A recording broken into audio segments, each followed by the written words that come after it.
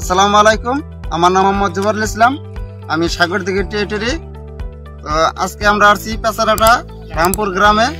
তো এখানে জুলাস ভাইয়ের জমিতে আমরা অটোক্রপ কেয়ারের ইকন আমরা প্রদর্শনী দিয়েছিলাম এবং এটার কি রেজাল্ট সেটা চাষি ভাইয়ের কাছ থেকে শুনবো।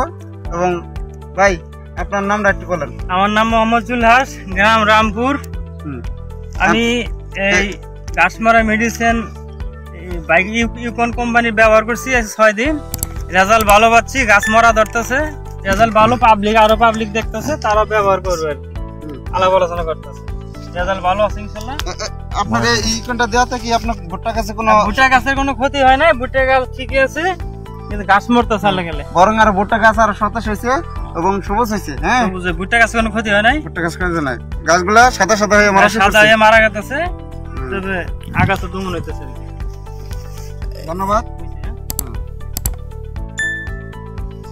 এই ইকন আপনারা কখন ব্যবহার করবেন বা কিভাবে ব্যবহার করবেন, এটা কিছু সঠিক নিয়ম আছে।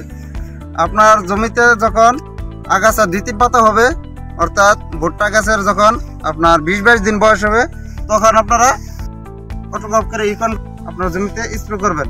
মাটিতে রস থাকা অবস্থা, যদি মাটিতে রস থাকে তাহলে আপনার, যদি রস না থাকে সেক্ষেত্রে আপনারা জমিতে পানির সেচ দিয়ে তারপর আপনারা ইকনটা স্প্রে করবেন।